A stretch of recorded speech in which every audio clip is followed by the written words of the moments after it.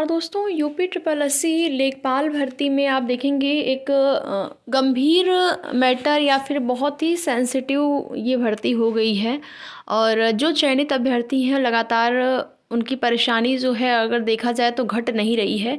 हाँ, सोलर वाला प्रश्न डिस्पोज्ड हुआ उसके बाद अभ्यर्थियों में एक आशा की किरण दिखी कि हो सकता है कि सभी मामले इसी प्रकार से डिस्पोज्ड हो जाएं और निस्तारित करवाते हुए 22 तारीख से पहले ही अर्जेंसी लगाकर उनको नियुक्ति पत्र दे दिया जाए। लेकिन फिर देखेंगे कल की डेट में जो कन्या विद्याधन और पूरा वाला दो आपका क्वेश्चन जिस पर की सुनवाई होने वाली थी, लेकिन वो बेंच ही नहीं बैठी। इस वजह से उस मामले को 14 तारीख को जो है सुना जा सकता है, लेकिन अभी कंफर्म वो भी डेट नहीं हुई है। तो यहाँ पर आप सभी को बता दें कि जो भी चीज़ें हैं आपकी भर्ती में जो भी मैटर कोर्ट से हैं उसके लिए एक बार आपको पुनः से जाने की ज़रूरत है जनता दरबार में आप जाके एक बार और मुख्यमंत्री जी को ज्ञापन दें, जिससे कि जो भी मैटर है उनको जल्द से जल्द निस्तारित करवाया जाए, क्योंकि आपके पास टाइम बिल्कुल भी अब कम है।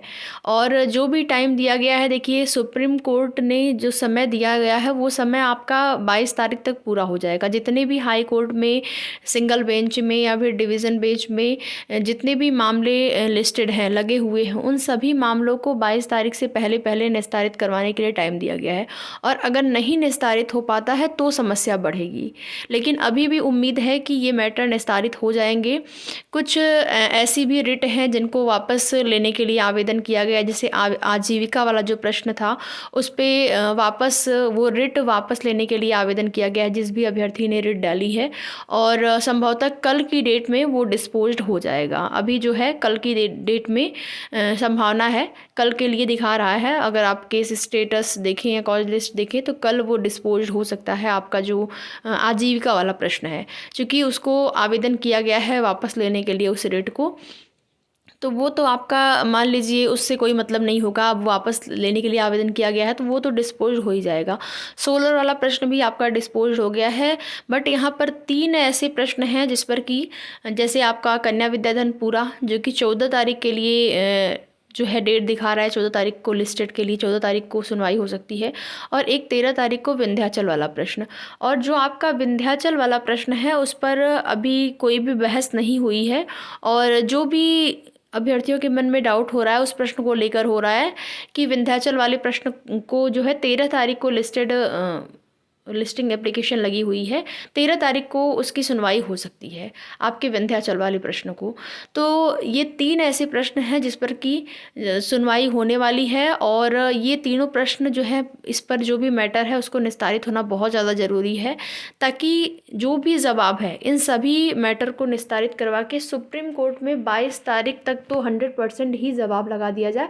या फिर अगर पहले ही सुनवाई हो जाती है, पहले हाई कोर्ट से मैटर निस्तारित हो जाते हैं, तो फिर 22 तारीख से पहले अर्जेंसी लगाकर सुप्रीम कोर्ट में सुनवाई करा के उस मामले को निस्तारित करवा लिया जाए। तो देखिए, सुनवाई जो 14 तारीख के लिए आपका मामला कन्या विद्याधन और पूरा वाला क्वेश्चन है उस पर पहले भी सुनवाई कराई जा सकती है, लेकिन इसके लिए शासन सरकार आयोग विभाग अगर तैयार हो, उनकी तैयारी अगर पूरी कंप्लीट हो जाती है, मामले को पहले भी लिस्टेड करवाया जा सकता है। कि क्योंकि कुछ कई ऐसे मामले होते हैं जो कि ज़्यादा इम्पॉर्टेंट हो जाते हैं, ज़्यादा इम्पॉर्टेंट अगर होते हैं मामले तो उनको पहले भी उन लिस्टेड करवा के उनकी सुनवाई कराई जा सकती है।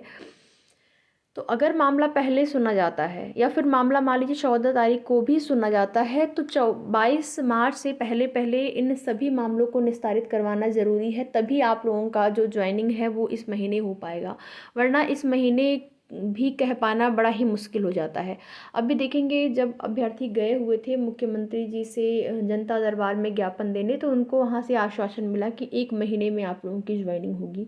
तो 1 महीने में यानी कि पूरा मार्च आप मान के चलिए कि पूरे मार्च तक के लिए आश्वासन दिया गया है। उसके बाद भी हाथ पे हाथ रख के बैठना नहीं है, आपको ज्ञापन वगैरह ट्विटर कैंपेन, जैसे मुख्यमंत्री जी का कोई भी पोस्ट वगैरह है वहाँ पर आप ट्वीट करके कह सकते हैं, अपनी मांग को रख सकते हैं। तो इन सारी चीज़ों पर आपको बने रहना है, डटे रहना है पूरे, चाहे सोशल मीडिया प्लेटफॉर्म के माध्यम से मान लीजिए ग्राउंड स्तर पर आप लोग नहीं पहुँच पाते हैं, कहीं नहीं जा पाते हैं, एकजुट नहीं हो पाते हैं, चाहे राजस्व परिषद विभाग जाना हो या फिर जनता दरबार भी जाना हो, अगर नहीं जा सकते हैं तो सोशल मीडिया प्लेटफॉर्म के माध्यम से आप लोग बिल्कुल डटे रहे कि जल्द से जल्द इन मामलों को निस्तारित करवाया जाए। चूँकि अभी आप अगर राजस्व परिषद विभाग भी जाते हैं तो राजस्व परिषद विभाग में भी आपको वही चीज़ें बताई जाएंगी जो पहले बताई गई थी।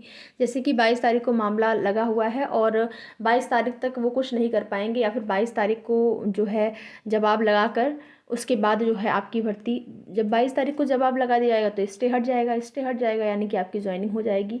तो यही सारी चीज़ें हैं, ये प्रयास भी आपको साथ में करते रहना है कोर्ट अपडेट, कोर्ट की सूचना लेने के साथ ही साथ।